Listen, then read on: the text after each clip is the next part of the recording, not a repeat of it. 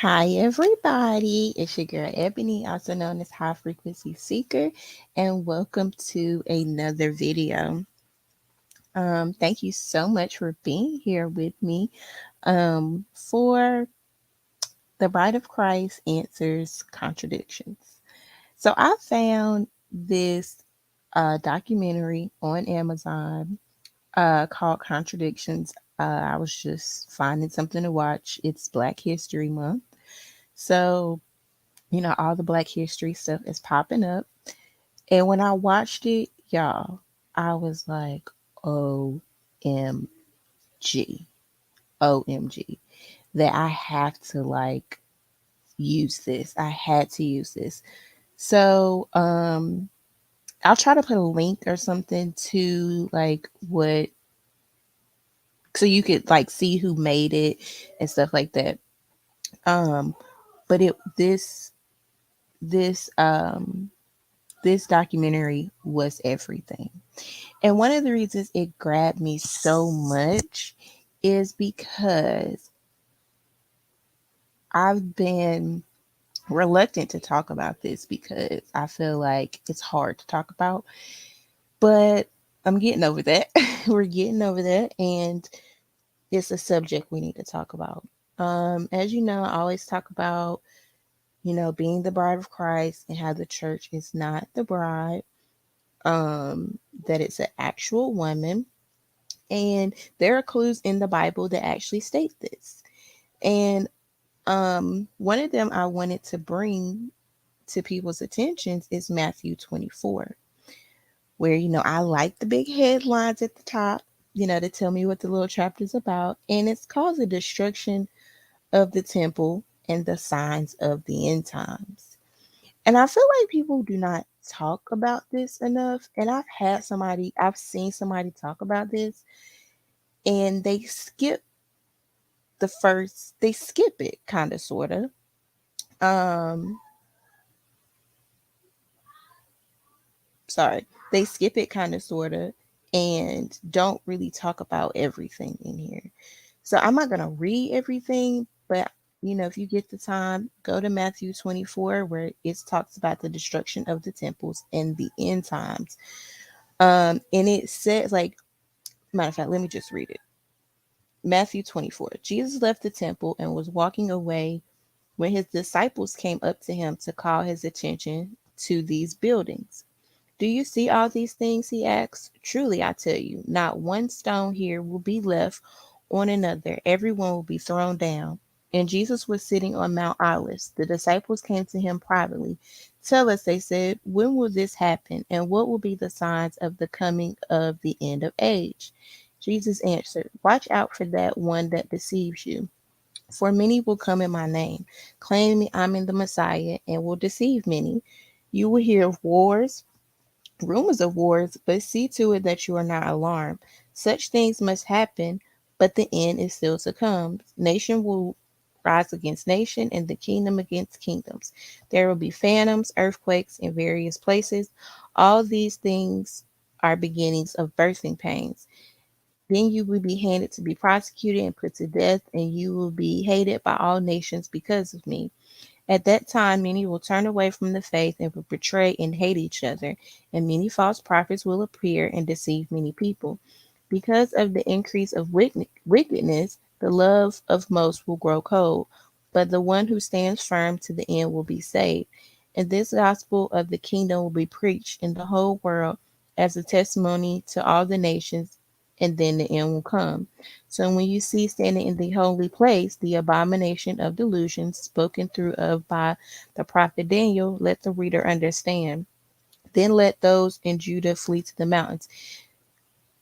This is why people think everybody's going to disappear and stuff. Then those who are in Judah flee to the mountains. Let no one in the housetop go down and take away anything of the house. Let no one in the field go back. Have how dreadful it will be in those times for pregnant women and nursing mothers. Pray that your flight will not take place in the winter or on the Sabbath, for then there will be great distress, unequaled from the beginning of the world until now. Um, Sorry, I just wasn't trying to read all that.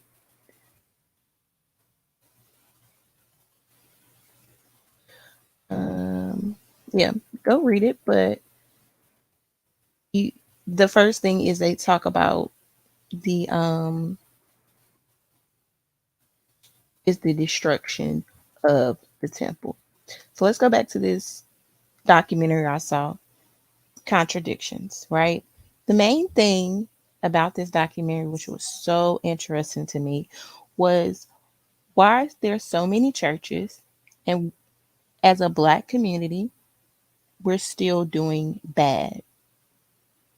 And church is supposed to be the hospital for the sick, but black people, because this was kind of directed at black people's, like we're the main consumers of church and believing Christian faith. Um, why there's so many Christian churches and we're still doing bad as a community when churches are supposed to be the hospital of the sick. Y'all, that had me flabbergasted because why are there so many churches and yet our community is still at the bottom of the barrel? Okay. Um, mm. Well, hopefully this video explains to you why that is. And just reading that passage to you, if you want to go back and listen to the Lessons of Love video I did, I have a playlist of the Bride of Christ so you can see these, listen to these things if you want. But um, the church has become the dwelling place of demons, and y'all, we gonna get into it because this documentary was good.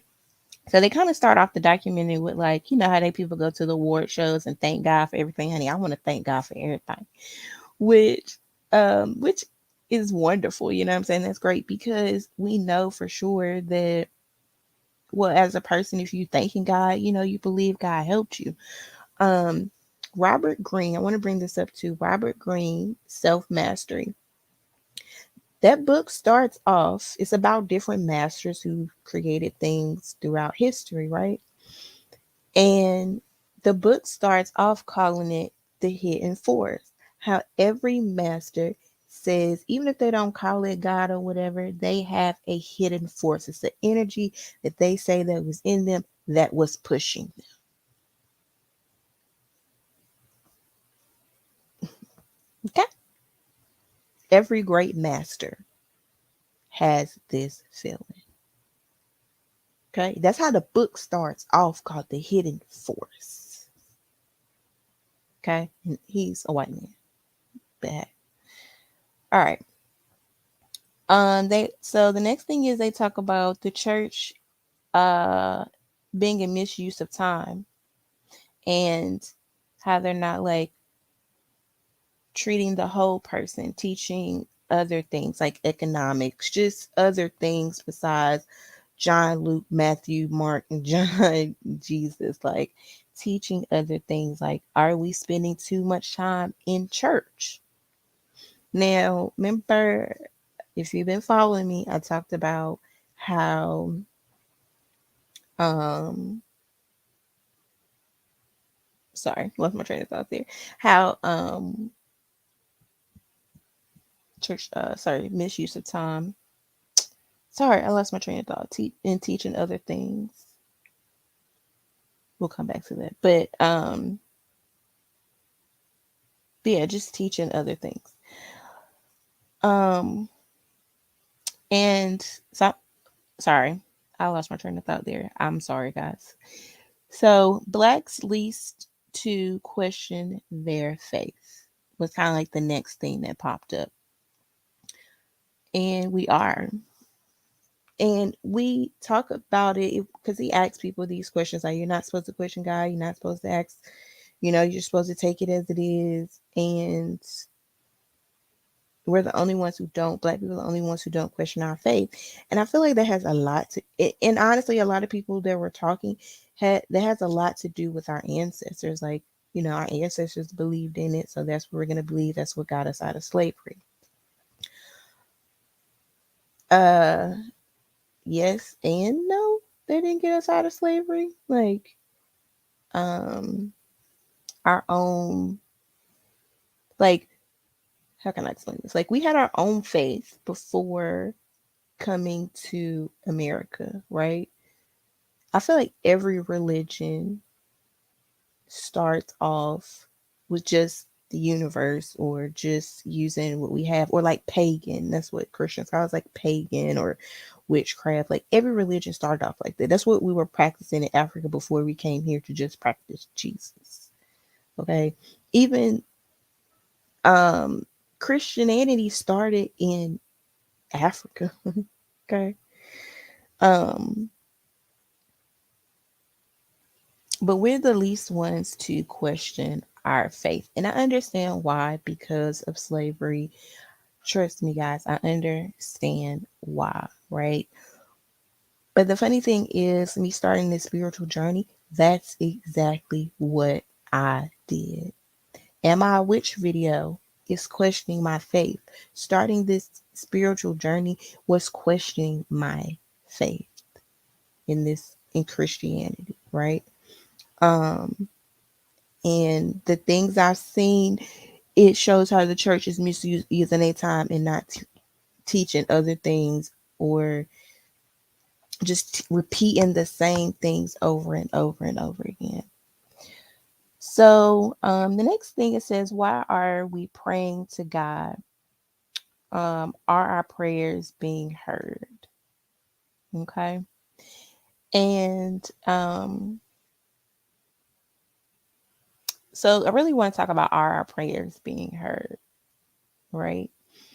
And it also, with talking about are our prayers being heard, has to do with expectations and perfection.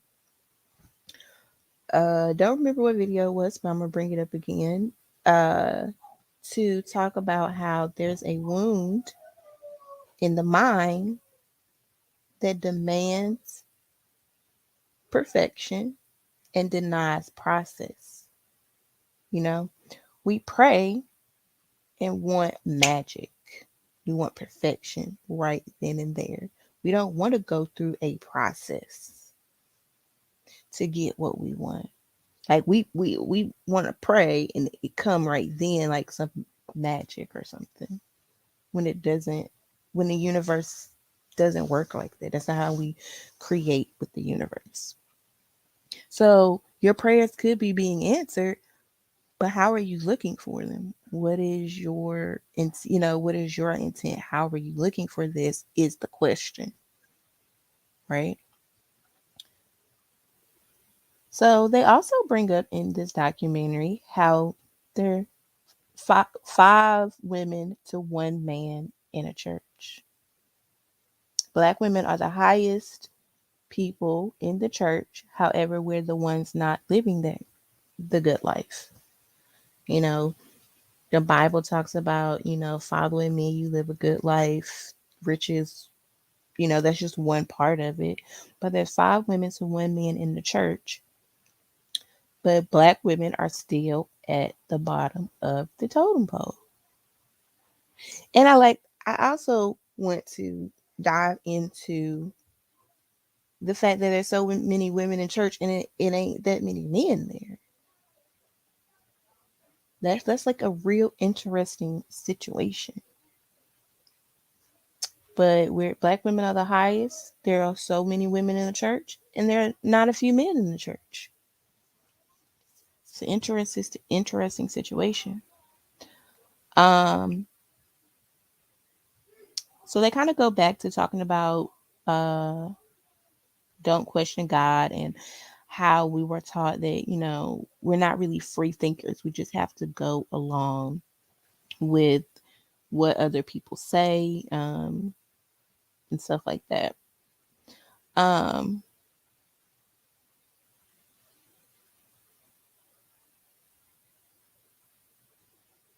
sorry, trying to see where I want to go next. So he had a guy on there. I'm sorry, I forgot his occupation, but he talks about how more poor people believe in religion and more educated believe there's no God. And I thought that was like pretty interesting um concept, right? How like the more educated people and stuff like that believe that there's no God, which I mean, I guess they believe there's no God, or some people do, but they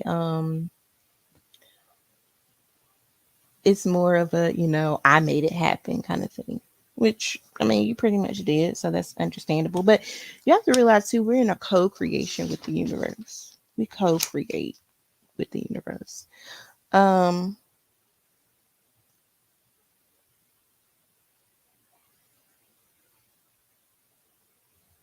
okay, so they also bring up the dependency of supernatural things, and how you know we are dependent on supernatural things. It's like a vehicle to escape pain, and supernatural things have become like a drug and an addiction.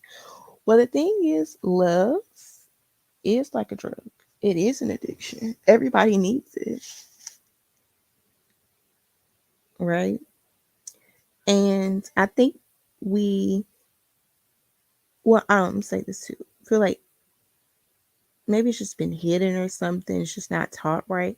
But we live in a multidimensional world. There are supernatural things that happen because there is a heaven, there is a God, there, your prayers do work. You, it's just your perception of how it's supposed to come. Okay. And that's with any religion. I mean, every religion depends sees supernatural things, but it's kind of been like we've been taught that those supernatural things aren't real, but they are. Okay. Um, and they ask this question too: would you be okay without church or Bible, or without your faith? Um, would you be okay with church without church? Yes. And I mean, God lives within us. Would you be okay without the Bible? Of course you would. You would just find other means. Would you be okay without your faith?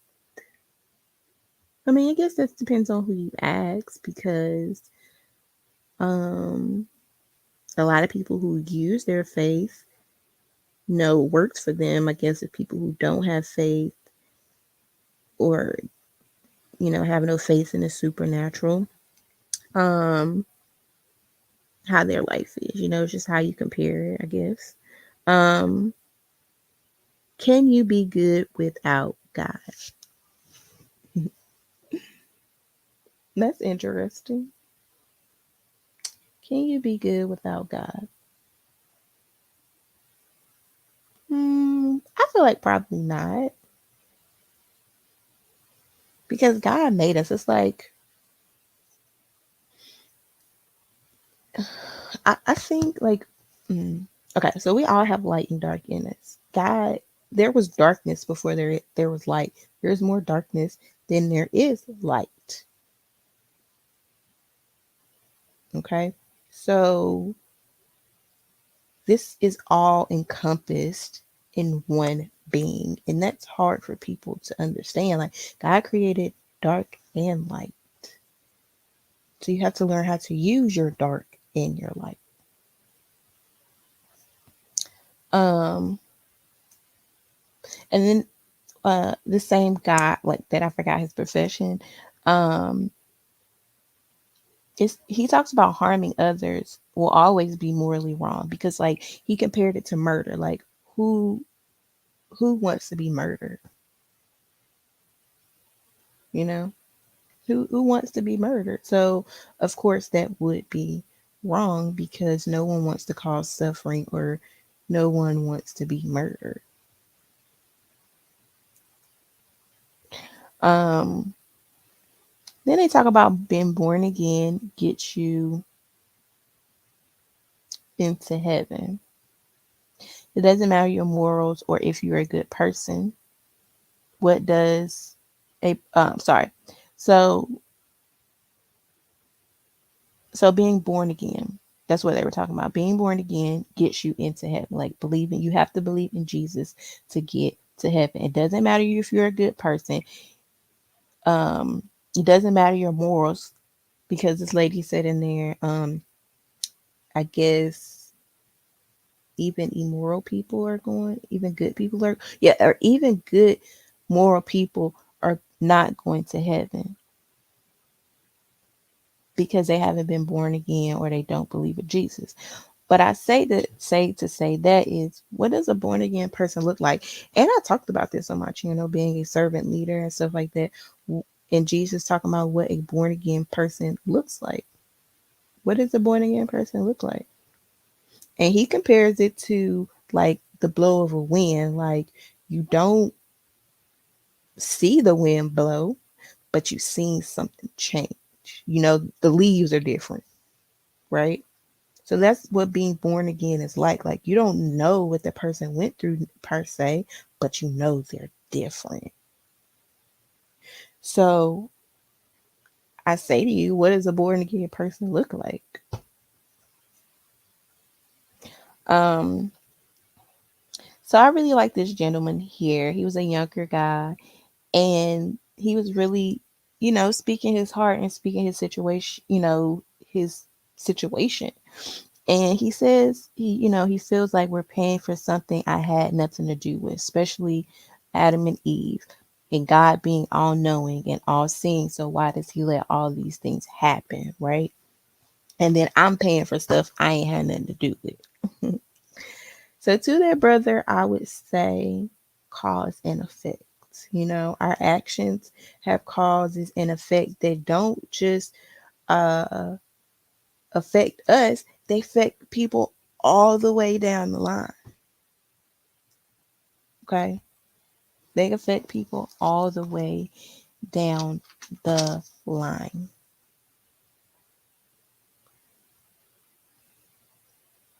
So, I would, that's why I would just really say cause and effect. And we have consequences for our actions, even if we don't realize what we're doing now has an effect on our future. Um, that's where things happen. That's where things happen. And then they go in and talk about all knowing. God is all knowing the future, so it can't be changed. So prayer doesn't work. He knows or he doesn't know. Well, there was a lady who is an atheist talks about this. If God is all knowing, he knows everything, he knows the future, so it can't be changed. Prayer doesn't change anything. He knows or he doesn't know. Okay. So I think what people don't really understand is God gives you free will. We don't really understand free will, and that free will enables you with choices. You have choices. This goes back to cause and effect. You have a choice to choose. You can have many of them or two of them, right? And each choice, there is an effect. Yes, God may know you may choose the wrong one, right? I may know you choose the wrong one, but even with you choosing the wrong one, I will help you try to get a better effect. But you have to want that. You have to choose to do that. Like that goes back to we demand perfection without process. We want it all, and I don't want to go through anything. I don't want to go through any pain. I don't want to do anything. I just want it perfect. And that is not how things work. It's just not. You wouldn't know bad without good, and wouldn't know good without bad. They go together. Okay. Um, so God does know everything. It's just you have to live it out. And that's what we don't want to do. We don't want to make choices and live out. We don't want the cause and effect. that happen.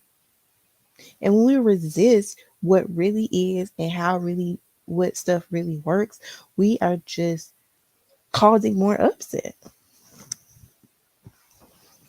That's what we're doing. We're causing more upset. So they also then he kind of like rose up on these black guys like at a store, and they asked him if they went to church and believed in God and Jesus and stuff, and they were like, "For what? You know, I'm gonna believe in God, like, or Jesus, like, my prayers ain't getting answered. I'm in the same place." And that, like, he brings that example of like, I pray for food, and then I wake up in the morning, I still ain't got no food in my house. That goes again to the magic tricks and the expectations, and you know, um, did you go to a food bank? Did you go ask somebody? Did you know what I mean? Like, what did you want, just to wake up in the morning and food to appear on your table without you having to go do anything? So that's where it goes back to where they like people are believing they're too dependent on supernatural things. Like if I just pray for it, or yeah, if I just pray for it, then I don't have to do anything. And that's not how this works. Okay. It's just not how it works. God said it. So then God said it how okay. So then they go into this thing where they, you know, talk about what pastors, preachers, prophets, whatever, it's always God said. God said you gonna get it. God said you gonna do it. And God said this and God said that.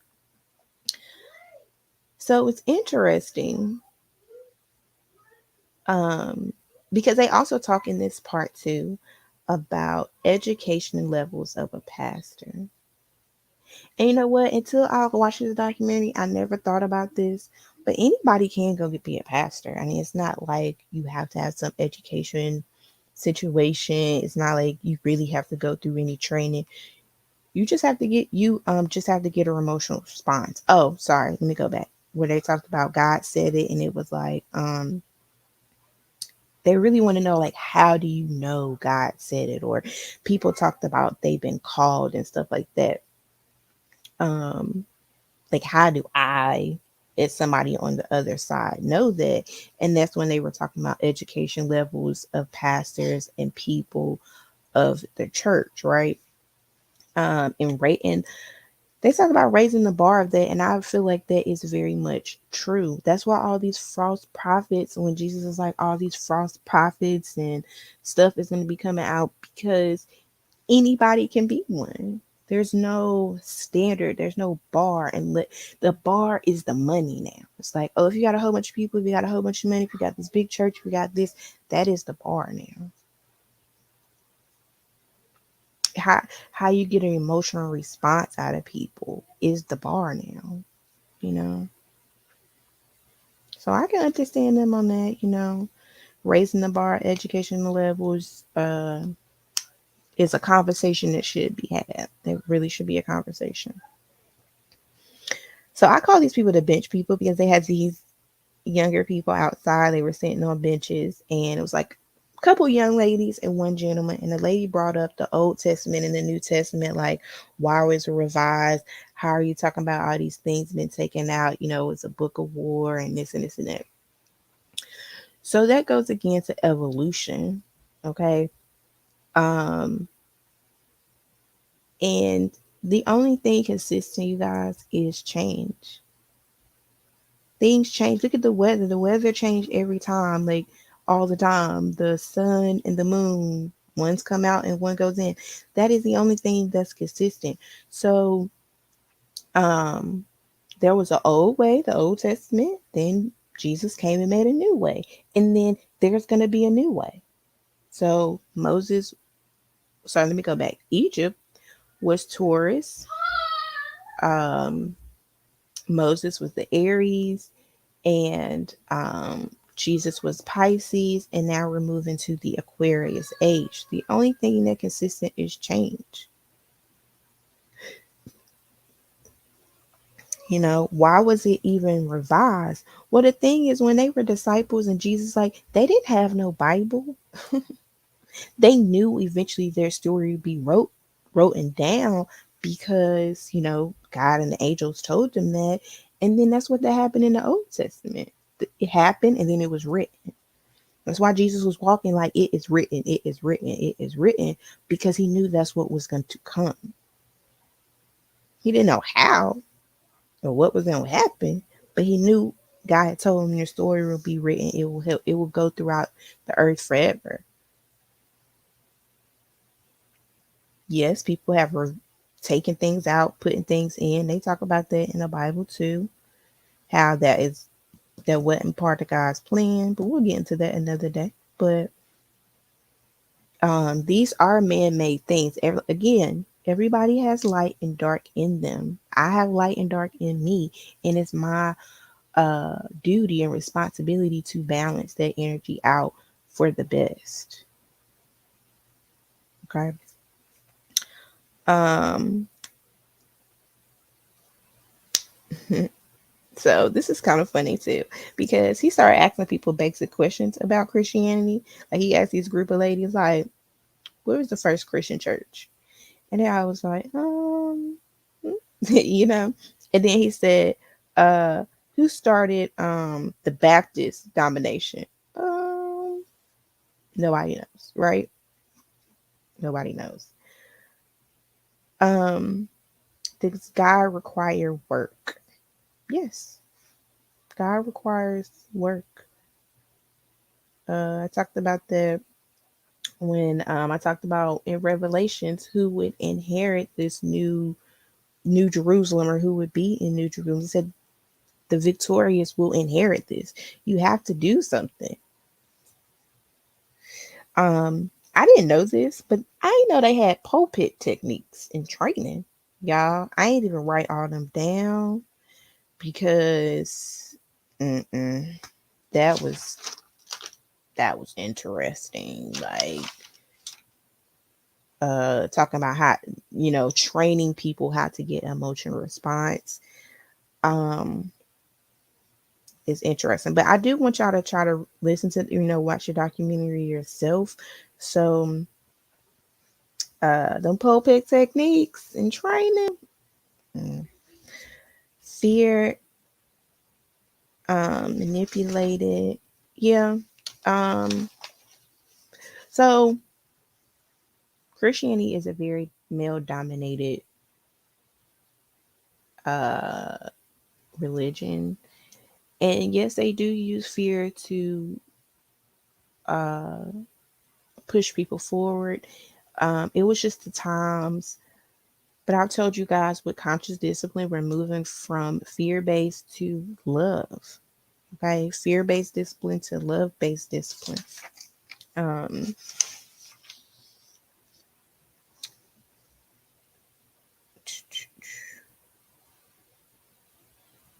sorry.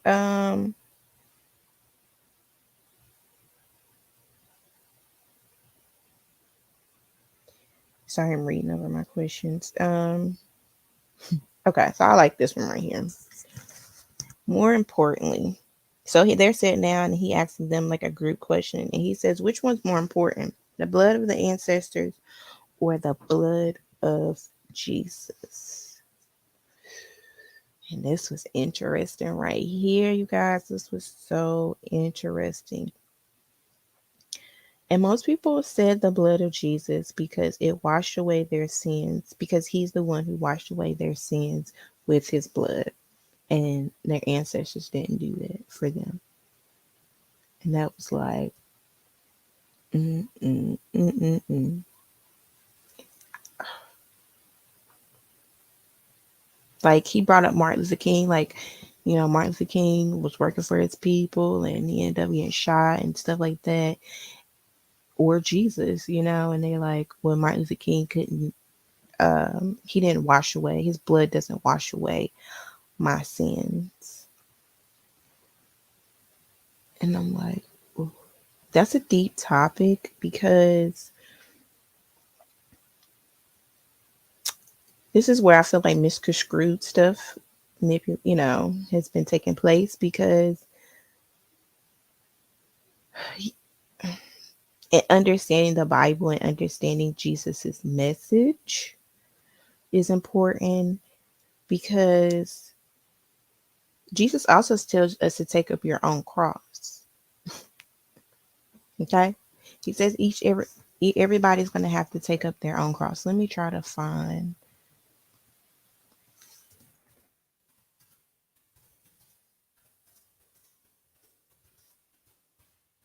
I'm trying to find it real quick. Matthew 16:24.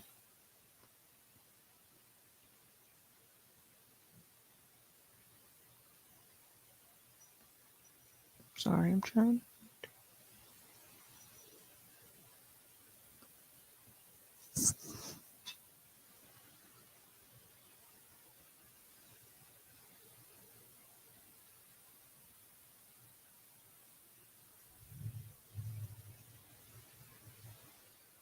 Okay. Then Jesus said to his disciples, "Whoever wants to be my disciple must deny themselves and take up the cross and follow me.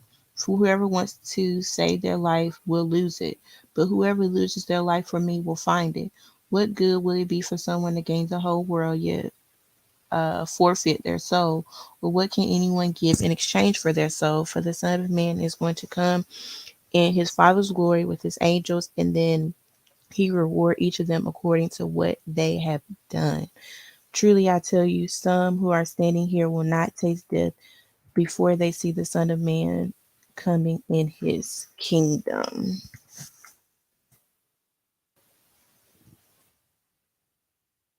Jesus, which is one talks about Jesus predicts his death.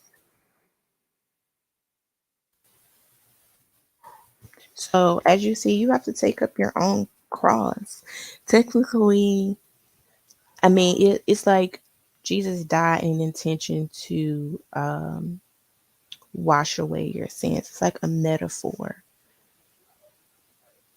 That's his intentions. I'm giving myself as a sacrifice for you. But you still have to do the work. You still have to take up your own cross. You still have to realize you might die for this.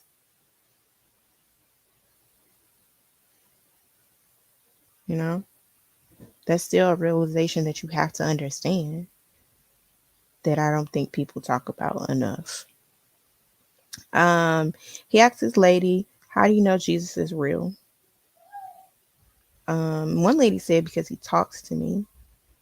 And then this another lady, she was like, "I know Jesus is real because I've been an addict for 15 years and I've been in and out." Okay, Christian. We can go to the park. Um, how do I know Jesus is real? She was like, "Because I was an addict. I've been an addict on and off for 15 years. And, I've been clean now for the past year. So, my way doesn't work." And I'm like, um, my thing is, you just been out longer than you've been in. You've been in and out for 15 years more than you've been in it, you know. But Jesus is real, okay, guys? Jesus is real. He does help us. Um, but you have to believe that. You have to have the faith in that. And Jesus tells you, you still have to take up your own cross. You still have to go through the recovery. Just like Jesus went through the 40 days and 40 nights and not even, that was him being reborn. That was his transformation. You still have to go through that as well. Okay? Just still have to go through it. Um,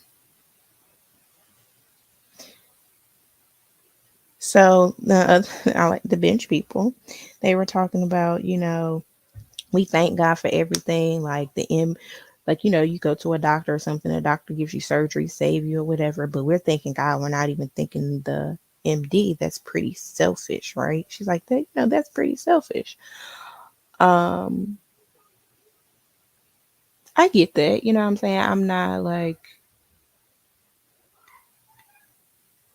um I feel like God works through people. You know what I mean? So me thinking God is thanking the MD, but you should. I mean, why wouldn't somebody like thank the medical doctor too? Like, I mean, that is just selfish. You know, that is kind of like selfish. But but God works through people. Let's be clear about that. God works through us. Um in our own professions. Like God may have called this person to be a doctor to save you, you know? So we gotta look at it like that too. So he talks to these people about these older gentlemen about the last days and the signs, and he asks them, it's it seems like is slavery a work was a worse time? Like it seems like we're saying the signs are coming now, but if we look at slavery, it looked like that could have been the signs too, you know? It's like, yeah, that is true. That is true. And do we see like the signs being worse now than they were in slavery? I think so. I think so. I feel like I'm missing something because they talk about too, how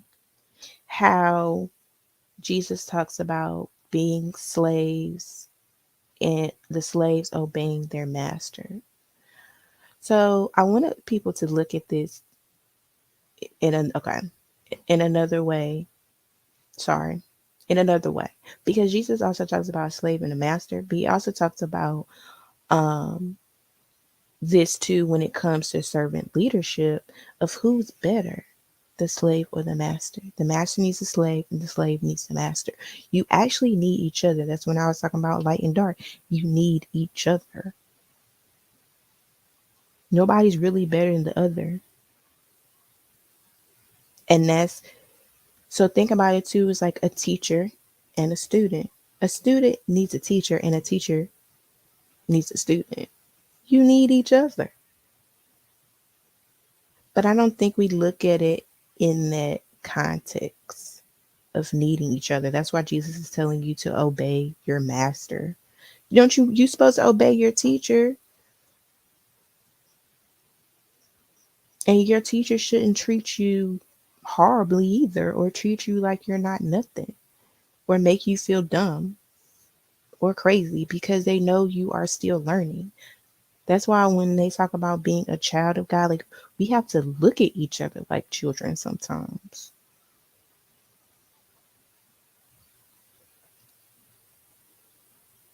you know,